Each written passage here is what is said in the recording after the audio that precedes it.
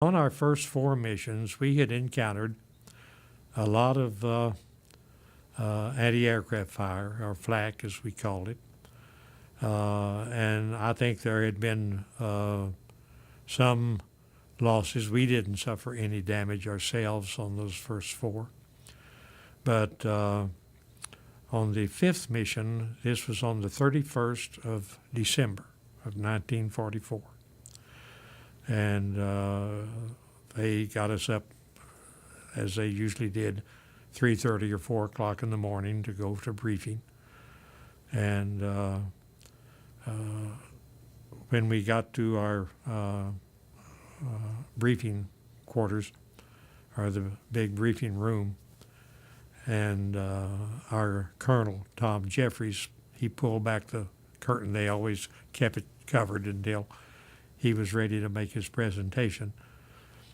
And we all breathed a sigh of relief because the string leading from our base to Germany went entirely up over the North Sea. We weren't going to be flying over France or Germany at all. It was all going to be an over-water flight, hence no anti-aircraft fire. And until just before we would get ready to turn on the bomb run, we actually flew a little bit north of Hamburg, and then turned south to come in. But we thought milk run. That's what everybody called a easy mission. We could not have been more wrong. In the first place, and you have to remember, back in the 1940s, weather forecasting was about as primitive as anything could be. They did not know of jet streams. There was no ability at all to really make extended forecasts with any accuracy, and sometimes even the forecast for that day with accuracy. When we got up to altitude at around 30,000 feet that day, we quickly discovered, by means of our navigators letting us know, that we had a tailwind of over 100 miles an hour. It was the jet stream that we were in. We didn't know there was such a thing. But this brought us into the target at least an hour to an hour and a half earlier than we had anticipated that we would be. But we went on, flew just a little northwest of Hamburg, and then turned on a southeasterly course to go on our bomb run. Bomb runs were generally 50 to 70 miles long. And when you were on the bomb run, you stayed in close formation. You tried not to vary anything at all. You wanted the bombardier to have a level, steady platform from which to aim his bomb sight and to drop the bombs. As we turned on this bomb run, and we could see 50 miles up ahead of us, the sky was absolutely black from anti-aircraft fire. And it wasn't but a few minutes till we were in it ourselves, and just very quickly we had the number 2 engine shot out, and our aileron controls, the control out on the wings that let you bank, they were shot away. And while we were still trying to stabilize the plane and get the engine feathered, another engine went out.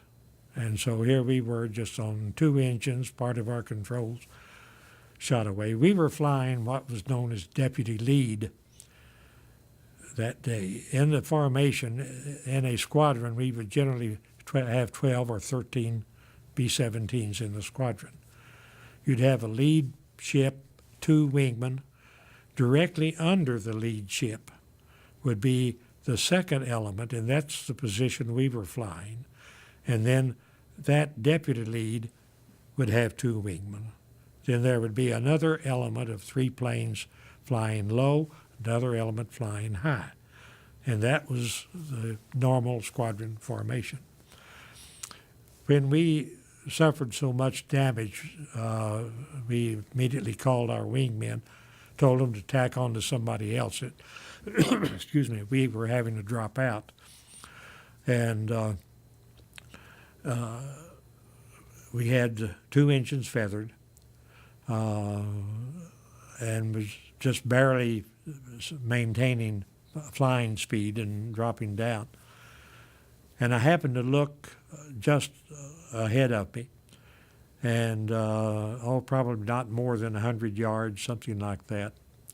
The squadron ahead of us had also suffered severe damage, and there was a B-17 in about this position and one in about this position, and they both decided to move in and take the place of a plane that had been shot down, neither one of them seeing the other. This one came down, this one was coming up, and they crashed like that. I have a picture here, or a drawing, a painting to illustrate that. And they stuck together. And as we sat there, again, trying to stay in the air ourselves, it was just so incredible to see these 2 planes, and they just kind of slowly peeled off like that. And but most of the people in the bottom plane were killed. I think the ball turret gunner, perhaps one of the waist gunners, were able to get out.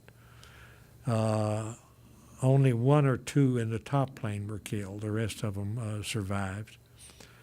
And the 2 pilots in the top plane realized that they still had control of these 2 ships that were stuck together. And they feathered their engines because the engines were all running on the lower one. And as I have talked to them since then, they put their feet up on the dashboard and just pulling back with the control column with all their might, they were able to keep the plane stable enough, and they just spiraled down back to, this was out over water where it first happened, and they made it into the ground. When they hit, the top plane skidded off of the bottom one, and they were immediately taken prisoner by German soldiers. Of course, I didn't know any of these details until after the war was over. Excuse me. After we saw them spiral down that way, we were simply doing our best just to try to stay in the air. And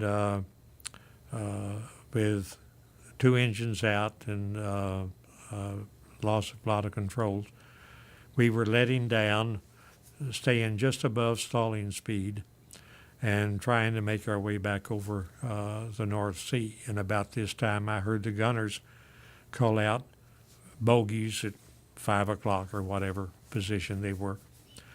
And we had, I believe it was 5 waves of fighters, 3 abreast, mostly MEW-109s, ME-109s, and the other was the Focke-Wulf FW-190. But 5 waves of them, 3 abreast, came in on our tail. Our tail gunner, his guns had jammed, and he wasn't able to fire a shot. But he sat there, and he kept tracking them, not wanting them to realize that he wasn't going to be able to shoot at them. But those 5 waves came in, shooting at us with everything they had.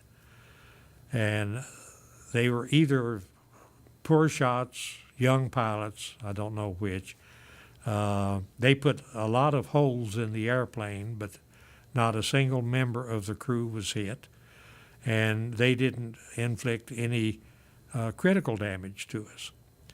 But in the process of doing that, our gunners shot down, to my recollection. I think they got credit for 3 kills and 2 probables. You got a probable if you shot a plane, you're pretty sure you shot it down, but you didn't see it either explode, the pilot bail out, or the plane crash into the ground. And there were 2 that they saw them peel off, on fire, going down, but they were too busy with defending themselves to see them hit the ground. So they only got credit for probables on those. But after those 5 waves had come in, and we had shot down 3 of their planes, and they were probably low on gas, they left us. But here we were out over the North Sea. That 100-mile-an-hour tailwind that took us up there was now a 100-mile-an-hour headwind. So our ground speed was down to under 100 miles an hour. And it took us hours to get back to England.